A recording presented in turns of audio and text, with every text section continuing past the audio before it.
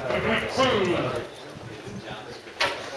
the plan for today's class and sort of going forward towards next week's class as well, I'm going to start out and I'm just going to recap on the stuff we did last week, so all of the C++ stuff, and then just talk about part 1 of your lab, which you did last week.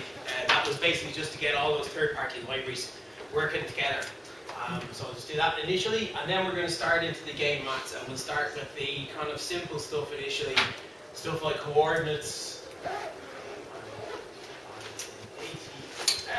So starting out with coordinates and the line and Pythagoras and stuff like that, and then going on to looking at trigonometry, which will certainly get completed, as much as we want today. And then I'll go through the solution to the lab, because you need a little bit of trigonometry and knowledge of coordinate systems and stuff in order to do that bit in the lab. And then we'll talk about the vector, and we might even get that finished today as well. And then the last thing, which we probably won't get done today, is to talk about matrices and their relationship to matrices and their relation to 3D graphics. And then that's sort of the plan for this week's class and next week's class. Is that alright with everybody? So, first of all, just in terms of C++, right? The first thing is I just want to recap on all of the important things you need to know about C++ in order to sort of understand the code that we're working in this class and to be able to program games, right?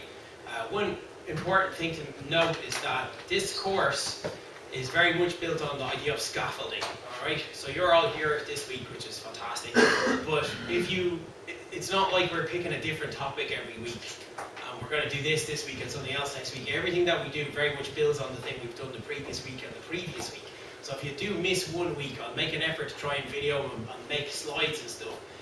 But you got to take the time to go and figure out if you do miss a class. You got to take the time to go and figure it out, because otherwise you'll be lost the next time the course comes around. And particularly if you miss 2 or 3 weeks, you're going to be really at sea. So just make a point of keeping up to date with what we're doing on every week. Is that alright? Yep. So the C++ stuff that we sort of talked about last week. So number 1 is the idea of classes and objects. And then member functions, member variables. Variables, etc. And then the idea of creating subclasses by using inheritance. Very important that you understand the difference between static and dynamic binding of functions, which you have an option to use either one in C++. So the idea of using virtual in order to implement polymorphism, okay? And then you need to understand about polymorphism. So by polymorphism, we mean creating a class, creating, for example, a list of game entities, and then being able to take them off the list and call the update and the draw method on them, or the member function on them. And if it's a bullet, it will update itself. If it's a tank, it will update itself. So the thing just knows because you're using polymorphism, and that's a really great case study. That's a really great sort of example of why polymorphism is so important, particularly in games, right? And then the next thing we need to know about is the STL, and particularly the list, the vector class, and the map class, and the sort of optimization issues you have with using one class over another in order to implement a collection of things, right? So we'll use examples of all 3 of those, okay? So that's all the C++ stuff that we did last week. So the first part of your lab, I presume everyone got the lab finished, even if you had to get some help, even the first part of the lab. Yeah, that's the most important bit. So the second bit of the lab, we haven't really done it yet, okay? So you might remember it from second year, because it's really something that we probably already looked at, the idea of the unit circle and stuff. But the first part of the lab is really important. So I've been writing computer programs for 25 years, maybe longer, maybe 30 years, back when I was a little boy. But the thing is, the stuff that you did there in the class is, you'll use that throughout your programming career, no matter what you end up programming in Java, C++, whatever. Because it's very rare to start writing a program and you just write it and it's finished. You're always pulling in libraries from other sources. Particularly if you're doing, say, iOS development, right?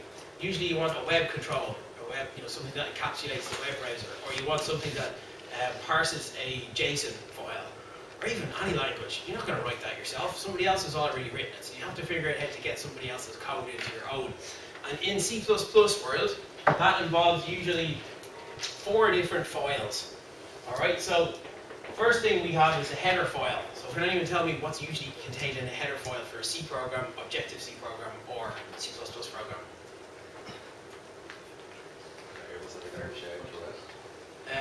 Not really. Probably wouldn't have variables in a header file. Like global variables, you're thinking? No, probably not. But what else might be in a header file? Function what's? Not the functions themselves, just the prototypes. Okay, so a header file contains prototypes. So what's interesting is that your program will compile if you even don't have the methods, the actual body for the functions. If you just have the header file and you include the header file and you call that function, your program will compile. But it won't. Well, it won't even fully compile it. It'll only do the first stage of the compilation process, which is the compile bit. What won't it do? It won't link. Okay, so your program will say compile successful, but I can't link because you're calling this function, but you haven't included the actual body for the function, the bit that actually does the work. I just know what parameters it takes and what's the return value for the function. The same for prototypes for classes in C++. All of this goes into the header file. Alright, so no code typically goes into the header file, just prototypes. So in Visual Studio, when you go hash include, let's say, like we did on the GLM, what you're doing before that is you're telling Visual Studio where to go and find header files, where to look for header files. And that's if your program didn't compile, then that's, you can track it down. You can say, well, okay, I can open up that folder and check to see if the header file is there. And if it's not there, then I need to maybe adjust the paths, the include paths. And that's what the header file does. The second thing you usually have is called a .lib file. And the .lib file, what does that contain? Can you tell me? Because we linked with 2 different lib files on, Tuesday, didn't we, in the lab? We linked with SDL2.lib and we linked with SDL2main.lib. So what would you imagine is in those 2 files? Well, just in general, what's in a lib file? Header files? Nope, the header files are source code. So you can open up the header file and you can look at it. You can't open up a lib file and look at it because it's compiled. So what do you think is in a lib file? Links. What's that? The links. So the links to what? Libraries. Yeah, so give me an example. In general, what's in a lib file? Can anyone tell me? So you'll find either of 2 things in a lib file. You'll either find the function body, okay? And that's called a static lib file. So you'll find the function body. So for example, we had a function that you would have used in the lab is SDL init. Okay, so that calls and tells the SDL subsystem to go and do some initialization. So the actual implementation of that function can be in a lib file. But more commonly, what would you find in a lib file? And that's, by the way, called static linking.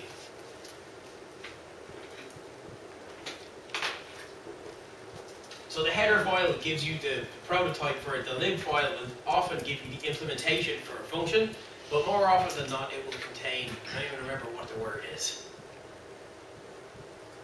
A lib file contains, anyone remember? Some sort of link to a dynamic. Yeah, and what's that called? It's called stub, okay? So it can either have the function body or it can be a stub. And a stub is just the code required to load the dynamic link library, which actually contains the body function, alright, the function for that body. And that's usually contained in what's called a DLL file. These actually have equivalents on the Unix system and on the Mac system as well. I'll talk about those in a minute. So a DLL is usually where the actual implementation resides. So this is the implementation of those. So the actual implementation of the functions usually resides in the DLL, particularly for something like SDL. So a DLL is a really cool thing because a DLL means that if you have multiple programs which are making use of the same set of function libraries, then the DLL only needs to be included once. The code doesn't need to be actually compiled into every exe file. And what every exe file does is the lib actually has the code to tell the Windows operating system to go and load the DLL, and then when you call, for example, SDL init, the lib then loads the DLL and then looks inside the DLL for the actual implementation of that function. Is that clear? So there's the three things. First of all, if your program doesn't compile, it means your header files, probably. If your program compiles but doesn't link, then that means that you're probably missing the lib file. If your program compiles and links, but you get an error saying that Windows can't load a particular DLL, then the DLL needs to be located usually in the same directory on Windows as the exe file. But because we're running this through Visual Studio, you actually put it into the project directory, and that's where Visual Studio calls the current working directory. So this is like really, really so important. Nobody should graduate a computer science degree without understanding this. It's just so important. And there's equivalents for this for C#, for the .NET, for Java. It's the exact same idea. All right, there's equivalents. In C#, for example, all you need is the DLL file, because the DLL file actually contains all of the prototypes as well. But for C++ and C programs, this is usually the way it's set up. For the Mac thing, you usually have a header file, the lib file. Can anyone tell me what it's called? Do you know what it's called? What's that? .a, I think, is the same as a .obj file. I think it is, right? The lib file, I think it's called .dynlib on the Mac. I think it is. Not 100% sure. You can do some research and let me know next week, right? But you'll find it's the exact same thing. Okay, so that's the solution to the first part of your lab, and that's what I was hoping that you guys would all figure out from Tuesday's lab. And those kind of compile errors, they're standard. Everybody gets those, and now hopefully you know how to solve them by including the appropriate paths and stuff. Is that okay with everybody? So that's the C++ stuff that we did from last week. Right. I spent most of yesterday working on this, which is a new set of course notes, which will take us for the next few weeks. So, if you want some supplemental material from today's, there's a set of PowerPoint slides, which I'm not going to use. But you can download them yourself. Okay. Now, any way of cleaning the board here?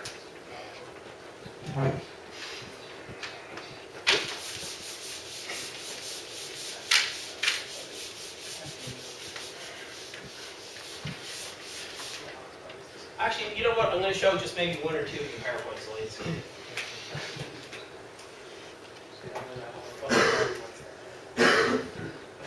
There's 57 of them. Okay, here's a little fact. Right? Not even play the computer game Doom or Quake. Anyone play Quake? So they were two really important games, and they actually illustrate a point. Okay, so first of all, if you remember Doom, the resolution of the game was 320 times 200. That was the resolution that the game played at, and the reason why it played at that resolution was because that's what graphics cards at the time supported in a particular mode, and they supported 256 colours. So we know, though, that colours are represented using three numbers, aren't they, in computers? So those three numbers are RGB. Okay, so how many bytes of data would you need to store a colour, an actual colour? I don't know. I'll find the graduations are from black to white, but they're from dark to light. We say an RGB. But normal standard 8-bit, you can have 16-bit as well. Yeah, so you'd have 8 bits for what? For the whole three? For each colour. For each colour. So 8 bits for red, 8 bits for green, 8 bits for blue. An interesting fact is that's actually all you need. You don't need 16 bits for each thing, because the human eye can't determine any more different shades of particular colours than 8 bits, right? So you need 3 8s or 24 bits or 3 bytes. Okay, so there's 3 bytes of data for each colour. Now, yeah, back to what I was originally saying, right? If you have 256 possible colours, then how many bytes of data do you need to represent a single pixel? You got 256 possible combinations. How many bytes are required to store a number between 0 and 255? Bits are 1 byte. 1 byte. Okay, so you need 8 bits to store 1 pixel.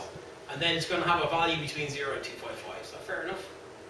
So we can work out how much graphics memory was required. It's on the screen there. It was on a VGA graphics card. And a VGA graphics card just stored 1 byte, or just stored whatever the resolution of the screen was, multiplied by the size of the screen, the pixels, etc. And you can work out, you know, the different screen resolutions and how much RAM was required to store different screens. So we'll work it out, right? If you had, well, 640 by 480 times 16 colors. Well, what's interesting here is that this 256 color indication here, right? This is from a palette of RGB values, right? And each one of these, okay, we'll work out the simple case. The simple case is that there's 320 by 200. So we've got 320 multiplied by 200, and we said that in order to store one of 256 possible combinations, we need 1 byte. So 320 times 200 gives us what? Let's just work it out. We can work it out. 64. Oh yeah, so 0, 0, 0. So 64K, right, is required just to store the screen, and 1 byte for every pixel. And then in addition to that, right, these 256 colors, we need to decide which 256 colors we're going to use. And they're not hard coded. You can change it so that these could be grayscale. So this could be, you know, colors between black and white, or they could be whatever colors you decide. So you also need what's called a palette. You know what I mean by palette? Alright, so a palette basically says that in addition to that we have plus 256, and each palette entry is going to be 3 bytes. So you know that if you have a pixel here with 0, it's going to look it up in the palette and say, well, that corresponds to this particular RGB value. Do you follow? So then we take 256 multiplied by the size of each entry in the palette is 3. So that gives you 700 and, is it 700 and 3 6s are 18, 700 and, somebody work it out here. What's that? 768. So we have another 768. Yeah, which is only an extra 1K. And that's how much memory was on a VGA graphics card. You can do the same calculation for 640 by 480 by 16. If you got 16 colors, then how many bytes do you need for each pixel? 4 bits. You need half a byte because you got the numbers between 0 and 15. Okay, so that's at 16. And then the same thing for, and that basically, that's, you know, that was the amount of RAM that was on a VGA graphics card, 256K on a VGA graphics card. So, and it was based on the resolution and the number of colors that the graphics cards could support. To do the same calculation for SVGA, you guys do it. Pen and paper. And then you can work out how much memory was on an SVGA graphics card.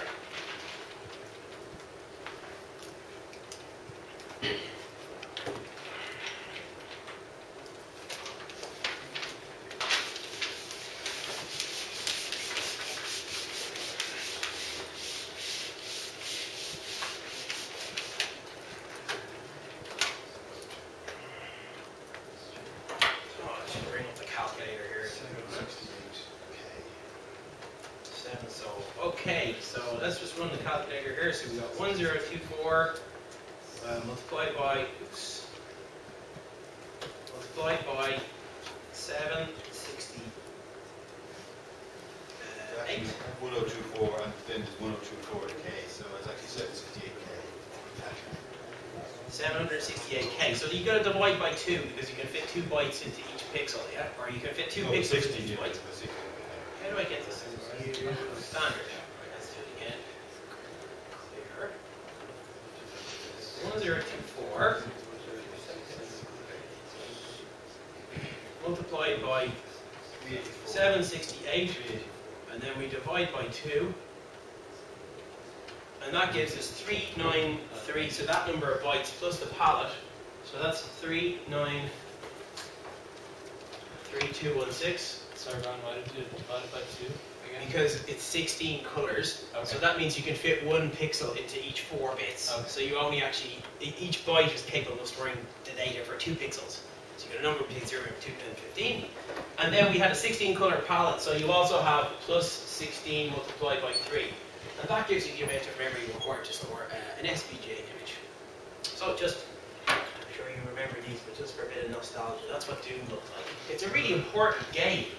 It's hard to remember just how kind of primitive looking it is. It's hard to figure out why, you know, but I mean, this was state of the art of 3D graphics kind of 20 years ago. Right, this was the top. And then that's what Quake looks like, which is a SPGA resolution game. Alright? So, that's what graphics cards originally used to support. Nowadays, if you buy a graphics card, how much RAM would be on your graphics card? Anyone buy one recently? So you might have 3 GB. Anyone else buy one recently? You can get 4 GB graphics cards, right? So anyway, the point is there's a huge jump in the amount of memory that was on graphics cards then to the amount of graphics cards nowadays. What's the top resolution? 1080p. That's 1920 multiplied by 1080. And we'll say this time, what's interesting, modern graphics cards no longer use palette lookups, right? They actually store 3 bytes or 4 bytes per pixel. So 4 GB. 4 GB is all you need, right? So we take that multiplied by 3, and you get the amount of memory required to store a single frame on a graphics card. Alright? What's interesting about this number here is that this is far, far less than this number. So what is all this extra memory on the graphics card doing? Buffers and frames before, frames after. So no, it's pre-preparing other images rather than just storing what we display. Sure. Okay, so that's a good guess, but I don't know if it's entirely. You can use double buffering, right? So even if you use double or triple buffering, you're still way lower than 3 GB. You can store 10 or 20 or 100 frames. You know, different scenes, you want to jump quickly from one to the other and then regenerate it, you just store one over. So what are you actually storing? Not just the screen, not just the actual pixels. The environment. So what do you say the environment, what do you mean? Three-dimensional. Very good. Okay, so that's number one thing that modern graphics cards actually store in RAM. They store a full 3D representation of the scene. Okay. So the scene that you want to draw is stored in 3 dimensions on the graphics card as number one, vertices. So what's a vertex? A vertice is the plural for vertex. What's a vertex? The axes, dimensions. Yeah, specifically. So this is the kind of type of questions you might get a short question in your exam. A vertex. Have a guess. I'm sure you've heard the term, have you? Is it the corner of a polygon? Yeah, okay, so it's basically a point in 3-dimensional space, so an x, y, and a z value, okay? So that gives you the location of a point in 3D space, right? A vertex forms part of a triangle. A triangle is actually a type of polygon, but when people talk about polygons, they use the word polygon as a pseudonym. Is that the right word for triangle? People talk about you can push so many polygons through the GPU per second, they actually mean triangles, right? Even though you can have things called quads as well, right? But a triangle is a polygon. So we take 3 vertices, and 3 vertices make up, so we've got 3 numbers to make up a vertex, x, y, and z. You've got 3 vertices represent the corners of a triangle, like that. Okay, and objects when we're rendering 3D objects onto a 2D screen, they start out as being like a whole pile of triangles. A good example would be a cube, right? Because you can draw a cube really quickly like this. And you can see how you can make up a cube out of these triangles here. You see that?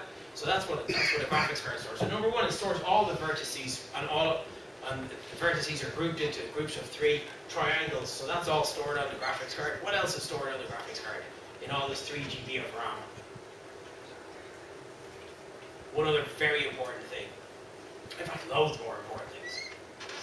We don't just want to store the positions of everything, of all the vertices. We need to store lots of other things. If I want to draw a cube, I don't just need to know the positions of the corners of the cube. I need to know Texture between them. the textures. So what's a texture? It's just a 2D bitmap, right? So the next thing that's stored on the graphics card is textures. Texture is just a 2D bitmap. So when you load up a BMP file or a PNG file, that's in graphics programming, that's called a texture. So textures are just 2D images. So not only do we need the positions, but we also need to know what position maps onto what bit of a 2D image. So for example, if we were to look at this as being the face of a cube, right? And let's say that this is a smiley face like this, okay? So it's not stored like, you know, this is maybe front face of a cube. I actually have two triangles here. And I need to say, when this 2D bitmap is loaded, map this bit of this triangle onto this bit of the texture, and map this bit of the triangle onto the other bit of the texture. So that also needs to be stored on a graphics card. And to anybody, you won't know this, right? But these are actually called, and these are, so we might actually have 3 numbers for here representing the X, Y, and Z. I might have an additional 2 numbers representing where this bit, you know, what bit of the texture is drawn at this base of the triangle, and those things are called texels. So texels are just points on a 2D bitmap. So that's another thing that's stored on the graphics card. Anything else that's stored on a graphics card? So you've vertices, textures, texels. What if I don't want to do a textured version of it? What if I just want to apply a color to it? Maybe I want to apply some colors as well. So lots of color information. Colors. And then modern games, and particularly you see this with the likes of the Unreal Engine, they use a technique called bump mapping. And another thing called normal mapping. So these are all graphics techniques where you can make something look much more realistic with not too many vertices, but you can still make it look like it has a lot more vertices. So all that stuff is stored in a graphics card. And then that's basically it. That's what's stored on the actual RAM that's on the graphics card. But a graphics card is more than just memory, isn't it? What else is a graphics card? It's a processor. And a graphics processor is called GPU. I started the video. Yeah, very clever. Okay, so graphics card consists of RAM plus the GPU. So what's the difference between a GPU and a CPU? Dedicated to handling graphics. Yeah, well, what does it do specifically that makes it very good at doing graphics? Huh? It's highly parallelizable, right? So it has multiple, what are they called? Pipelines? I think it has, they're called pipelines. M-U-L-T.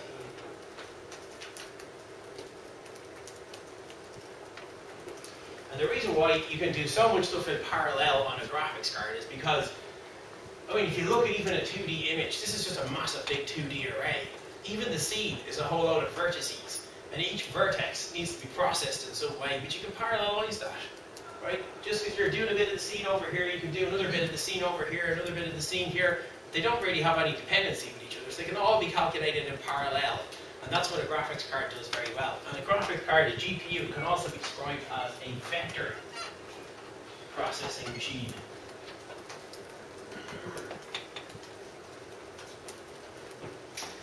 So it's a vector processing machine. So it's processing the whole 3D scene in parallel very, very quickly. Alright? So that's what the GPU does, as opposed to a CPU. Okay? CPUs can do things in parallel now as well. But this is sort of hacked on. This was designed from the start to be able to process, you know, huge amounts of data. You look at the amount of data that the GPU can process per second, and it's really quite staggering. You know, gigabytes of data goes in and out of the GPU every second, and it processes, you know, millions of vertices to draw this 2D image. Right? So that's what the GPU does. Nowadays, GPUs are fully programmable, and they have been for maybe the last 5 years. Before this sort of wave of technology, GPUs were not programmable. They basically, you just said, give me a light over here, give me a texture here, load this thing up, give me the scene back. Nowadays the GPUs are 100% programmable. And in fact, if you look at OpenGL4, there's no what's called fixed function pipeline anymore. You have to send small programs to the GPU to render the scene. Can anyone tell me what those small programs are called? Kernels. Huh? Kernels. Good guess. Anyone know what the programs that run on a GPU? They're called shaders, right? They have nothing to do with shading. You know, they're not necessarily, they can do shadows and all the rest of it, but every bit of the rendering of the scene is now written in small programs called shaders. So there are 2 languages that are used to program graphics cards. Now, one is the DirectX one, and that's called HLSL, which stands for, anyone have a guess? HLSL stands for, well, I'll tell you, High Level Shading Language. And then there's GLSL, which is what we're going to learn in this course, and this stands for just OpenGL shading languages, a shading language. And you typically write, in order to render a scene, you typically write 2 different shaders. You can write more. In fact, there's a whole load of shaders that I'm not even too sure about. In fact, I'm not even 100% sure about these ones, but I know at very minimum you need these 2. One is called a vertex shader. And a vertex shader is a program that runs once for every vertex on your scene. And if you think about what a vertex shader has to do, it has to take that 3D coordinate, which you specified as being the corner of some object that you want to draw, and it has to figure out where is that going to lie on this 2D screen. So it takes a 3D scene and it projects it onto a 2D. And that thing is actually what a vertex shader does. All right? Next thing you have is a thing called a fragment.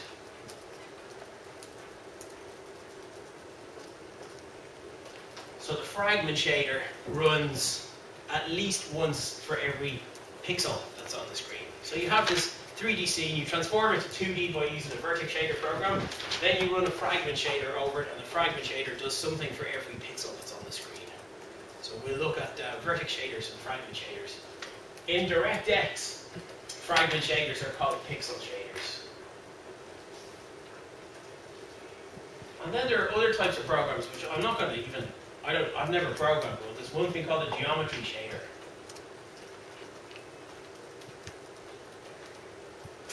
And a geometry shader is something where you can add vertices. So a geometry shader could run before the vertex shader. And that's all I know about it. I think tessellation is done in the geometry shader. What's tessellation?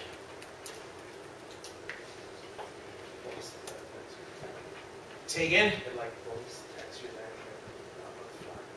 No, that's kind of, that's anisotropic filtering, I think is what you're referring to. But you might have heard these. I mean, I guess, how many people have run a game on the PC? Like a 3D game? Have you ever gone in and tweaked the settings? And usually you can turn on anisotropic filtering is one thing which improves the image quality. What's the other thing that people typically turn on? Anti-aliasing. Alright, so that removes the jaggies thing. And anisotropic filtering removes the quality of textures that are further away from the camera. Another thing that the thing is tessellation, which actually adds vertices as the object comes closer. So something is really far away, you just need a very low polygon count. Once it comes close to you, you need more detail, and that's what tessellation does. So, yeah, that's just a really crash course in graphics cards. But it's important that you understand all of this. Just, you don't necessarily need to know what everything does, but that you understand more or less what a graphics card does. It runs a vertex shader program, or potentially multiple vertex shader programs, to transform the 3D image, the 3D vertices, map the textures onto the 3D vertices, and then output a 2D version of the scene. A fragment shader then runs for every pixel that's on the scene and does something on every pixel. So that's the ones we're going to write. Is that okay? Now, this, by the way, whether you're using fixed or programmable functions, there's still a certain amount of very fundamental stuff. But like last week's class and this week's class are really important because everything we do from here on, I'm going to refer to techniques and to mathsy kind of stuff that we'll do from this class, right? You know, I bet most of you, I mean, I always wondered what anisotropic filtering meant. And when you turn it up, it slows your frame rate down because it's doing more processing. And the same with anti-aliasing. You can't run games without anti-aliasing, they just look real jaggy, don't you think? We'll learn that there's a function called in OpenGL where you can turn it on and set the anti-aliasing level and set the anisotropic filtering. And we'll play with those and we'll see what effect they have on the quality of the scene. So that's how 3D graphics works, essentially. So the next thing, okay, so when you want to program a scene in 3D, what you do is you essentially set up all the vertices, set up all the texels, set up the vertex shader, set up the fragment shader, send all that stuff to the graphics card. The graphics card then renders the scene for you, and that's, you know, what programming 3D graphics is all about. So, okay, coming back to the fundamentals then, right? How do you program your scene in 3D? Well, the first thing you have to understand is how to specify the coordinates of everything that's on the screen. And that's done using coordinate geometry, something I'm sure you all did at some very long stage away, right? So coordinate geometry, you all, hopefully this is really simple stuff, but I'm just going to go through it really quickly, okay? So coordinate geometry number 1 is a way of specifying the location of something by giving a certain number of numbers which tell you the position of something. Fair enough?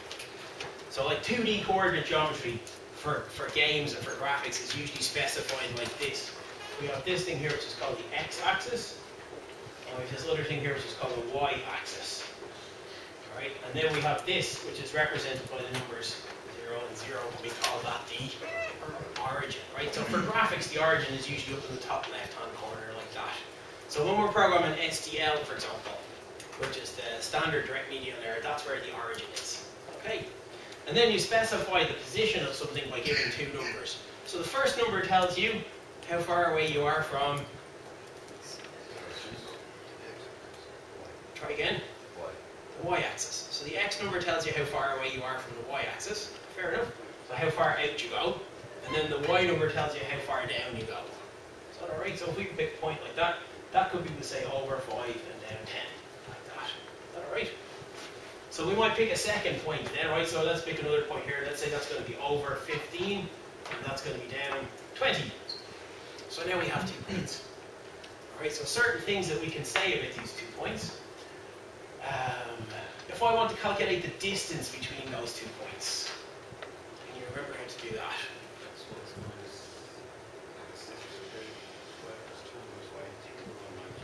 Yeah. Why do you do that? Triangles. Okay? So this is a thing that was never explained to me in primary school and secondary school. We just learned it off. And we wrote it down in the leave insert or the insert or whatever it was, without ever understanding why. Nobody ever told me why you use this thing. It's very simple when you look at it. I don't know why they never did. It's really obvious, you know? If you draw a line across there, and you draw a line across there, and you draw a line in there, what do you get? A right angle triangle. It's called a right angle triangle. Why? Because it has one angle here. And what's the angle in there? That's 90 degrees, right? And what we learned is that if we pick a couple of these, and we sides here, we give them names. So I'm going to call this one H. Why am I going to call it H? Because it's the hypotenuse. It's the side which is opposite the 90 degree side. And then if I call that one A and call that one B, what's the relationship between A, B, and H? A squared plus B squared root of it is the same as H. H, exactly. So we learned that the square of the hypotenuse is equals to the sum of the squares of the other 2 sides. You remember this? Okay, so we can say H squared equals A squared plus B squared. Or you can write it as H equals A squared plus B squared, and then you get the square root of it. Fair enough? That's the Pythagoras thing. So how would I calculate B?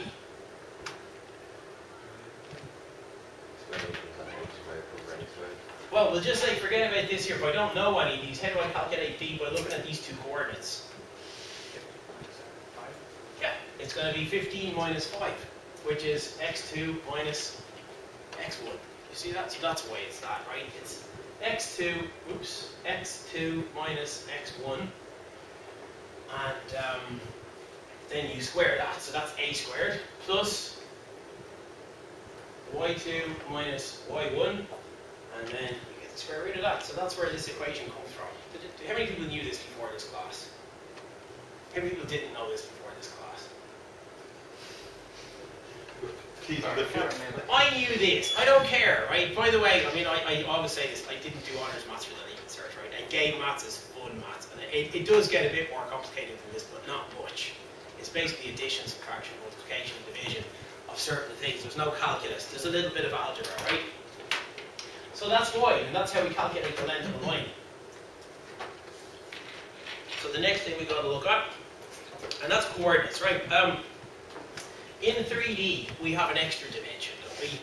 And in 3D, these axes are set up slightly differently. So in 3D, the axes are much closer to, they're kind of closer to what you'd expect. That the y-axis goes up like this, and the x-axis goes across. Okay, in 2D, this is usually the way it's done. By the way, why did they do this for 2D? Why didn't they just do it the kind of standard way? Anyone have any ideas? Why bother flipping this y-axis to make y go down? Why do 2D graphics work like that? Huh? Yes, exactly. It's because of how CRTs work, cathode ray tubes, right? Cathode ray tubes scan from left to right, from the top to bottom, and so that's why 2D graphics historically always work in this way. Is that alright with everybody? So 3D graphics, we have the x-axis, we have the y-axis, we also have another axis, which if you want to think about it, sticks out of the screen and goes away from the screen. So the next question is, which way is the positive z-axis? How many people say the positive z-axis is in this direction here? So we say that goes like through the screen, right, through the board. How many people say it goes through the board positive z? Isn't that the logical thing? How many people think it goes the other way, the negative z-axis? Alright, the negative z-axis, have it. For OpenGL, this is the negative z-axis. Is that arrow going forward or backwards? This arrow, yeah, so you just have to imagine that the arrow is going into the board. So fast, it's away from it. Away from you. The arrow is going away from you. So that's the negative z-axis. In DirectX, they're the opposite way around. In DirectX, the positive z-axis goes this way, and the negative z-axis goes that way. But we're doing OpenGL this course, so we're doing the negative z-axis away from the screen like that. And that's the way we specify coordinates in 3D. How does this equation change for calculating the distance in 3D? Just add this in, that's all. So it's x2 minus x1 to be squared plus y2 minus y1 to be squared plus z2 minus z1 to be squared. And those two should go up there. Is that okay with everybody? So now we have a way of representing a scene in 3 dimensions by specifying a whole load of 3 numbers. Each one represents the vertex of a triangle. And then we can combine them in groups of 3 to make the triangles like this. And that way we can draw a 3D object. Is that alright? Or we can specify a 3D object. Okay, cool. Is everybody happy with this, right? We could do a little problem based on this. It's really simple. But I think we'll move on and we'll do a little bit more. And then once you have a little, you need to just put these into your toolbox.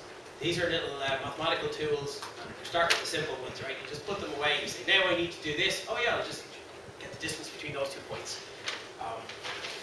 And even when I ask an exam question, I ask it once or twice, and that's all you need to know to solve it, right?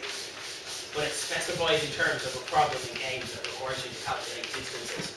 Let's do the next thing, okay? The next thing is hopefully kind of simple, and it's the idea of angles, right? So again, we'll look at this little thing here, and we'll draw in our right angle triangle like this. So that's our right angle triangle, that's our 90-degree angle there. A very interesting characteristic of this right angle triangle is that if you extend this right angle triangle up here and extend it down there, the ratios between the lengths of these sides and the lengths of the blue triangle are actually identical. Alright? And equally, if you half the lengths here and you draw one down here, again, the angles stay the same, don't they? And also the ratios of the lengths of these sides also stays the same. So we're essentially scaling the triangle up and down, but we notice the angles stay the same, and the ratios of the lengths of the sides, stay the same as well, don't they? So if I was to put up a name for the angle, what do we usually call angles? Theta. So we normally call angles theta. All right, and we have these special ratios. Okay. So again, I'm going to call this h. All right. And for theta here, I can see that this side here we call the opposite side. So that's the opposite, that's the opposite, that's the opposite. And this side here is called the adjacent. So a question sometimes people ask is, how do you know which one's the adjacent? You put the hypotenuse in, you put the opposite in, and the one that's left is the adjacent side. Is that alright? The ratios of the lengths of these sides have got special names, right? If I take the ratio of the opposite to the hypotenuse, right? So I'll just say the opposite over the hypotenuse for theta. That has a special name.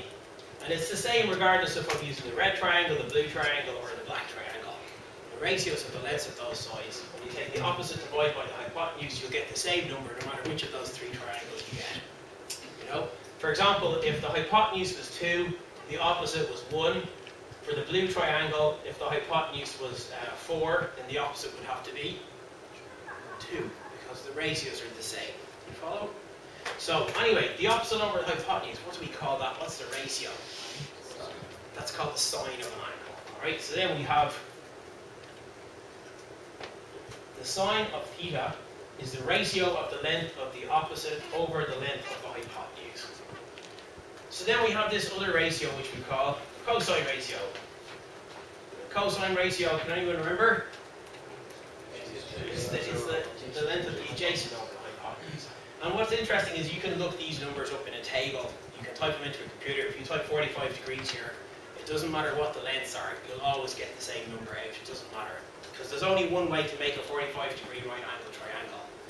Okay? You can't make one with other angles in it. So we've sine and cosine, and then we have this other one, which is the ratio of the adjacent, opposite over the adjacent. And what do we call that one? Tangent ratio, okay? So tangent of theta is equal to the opposite over the adjacent ratio. What's interesting about these little equations is that if you know one of the sides and one of the angles, you can calculate the other angle and you can calculate the other side. Because they don't change, right? But you can just substitute them into this little equation here. And I have a load of little trig problems we'll do now.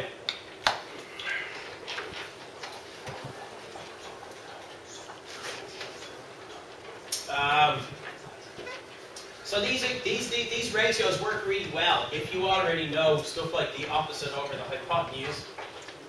If you know, for example, the angle, you can calculate. Sometimes you don't know the angle. Yeah, sometimes you don't know the angle, but you know the sides, so you need to work back, right? And we have a different set of relationships to those. And you can also say the sine minus 1, which doesn't mean 1 over the sine, or doesn't mean you take the sine and subtract 1. You know all this already, I'm sure. This is called the inverse sine. So you can say the inverse sine of the opposite over the hypotenuse is equals to theta. Okay, so that's the inverse sine relationship. And then you can go the inverse cosine relationship, which is the adjacent over the hypotenuse is equals to theta. And we also have the inverse tangent of the opposite over the adjacent, and then we can get back theta like that as well. So we have those relationships, and they're the relationships between the angles and the lengths of the sides, and so on.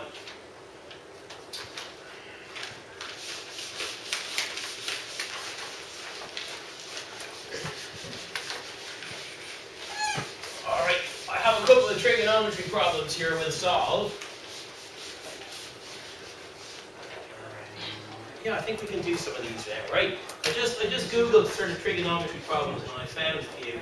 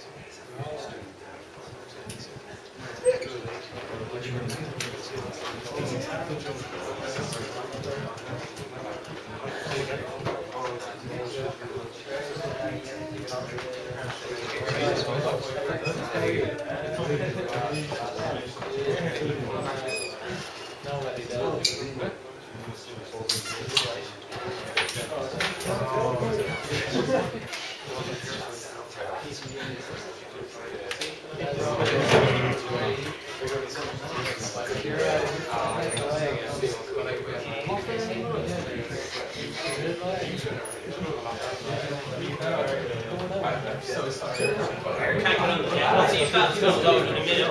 I'll just draw some up for you, right?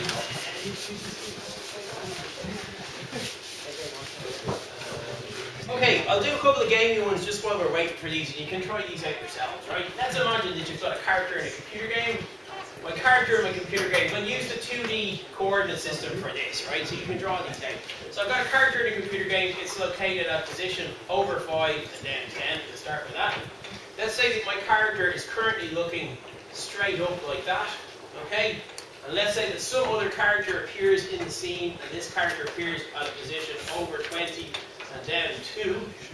And I need to calculate how much do I need to yaw. Sorry, you never mentioned yaw. How much do I need to rotate this guy to make him point at this guy? What's the angle I need to rotate him by?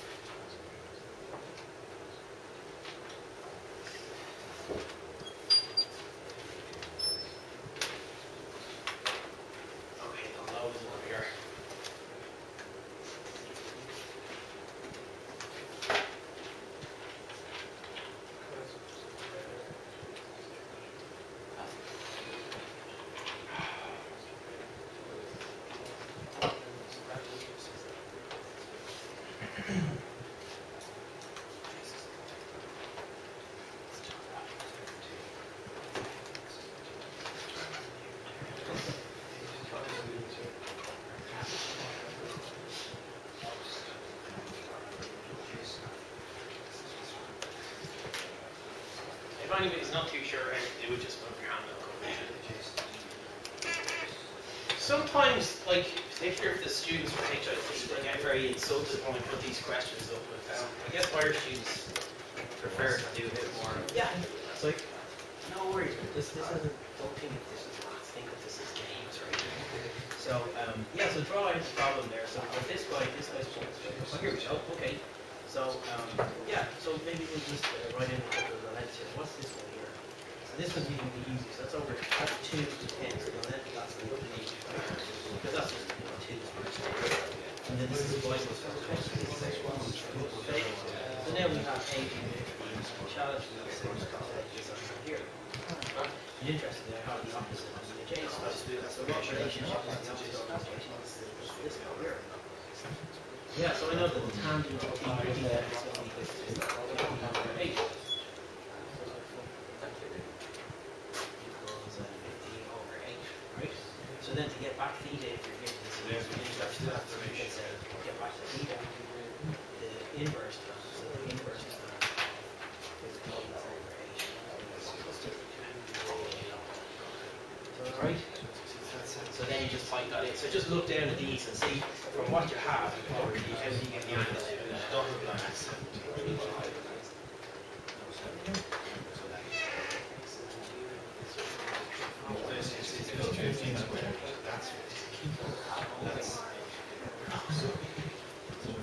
Does anyone else just need me to run through with it? Are you okay?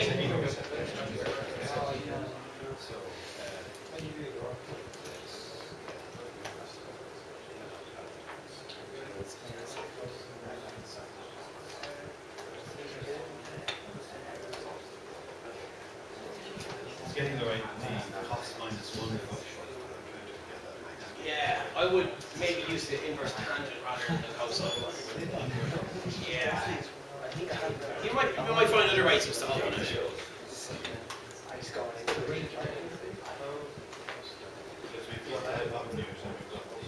I wouldn't bother calculating the hypotenuse unless you really have to, because you've got a square root in the hypotenuse, and that's another step you have to do if you don't have to do it. So I'll show you a different way to do it. Yeah, the tangent is usually the handiest one.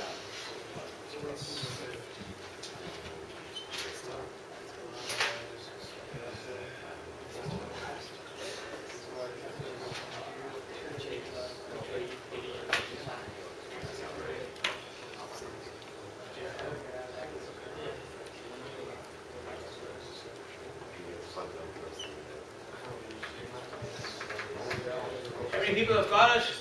Do you want me to do the solution up, or do you want to keep working on it for a bit? I'll do it, right? And then we'll do another one, okay?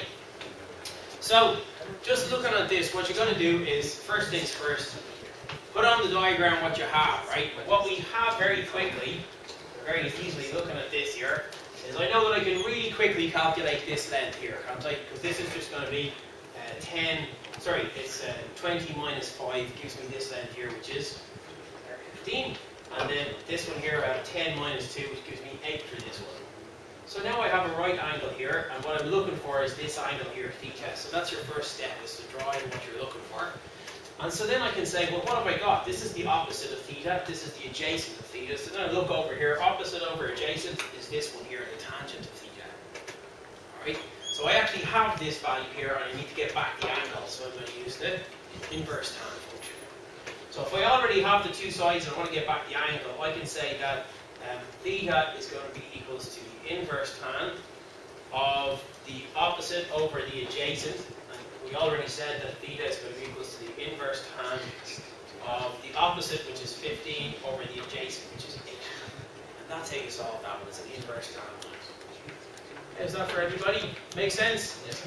You know, a slightly harder way to do it is to calculate the distance between this point and this point, and then you have hypotenuse, and you can also use inverse cosine or inverse sine, because you have all the lengths of the sides. In games programming, we would always try and make things as CPU efficient as possible. This here is an extra calculation which involves calculating a square root. Bad. So we'll try not to do the square root. If we can just do it with addition and subtraction, all the better. So then let's take a look at this little problem here, right? So you're walking up a hill, a 500 meter high hill. The trail has an incline of 12 degrees. How far will you walk to get to the top? Try this one and then try the depth of a bed of coal problem. Because they might have to use a different technique for each one of those. Try those two problems there.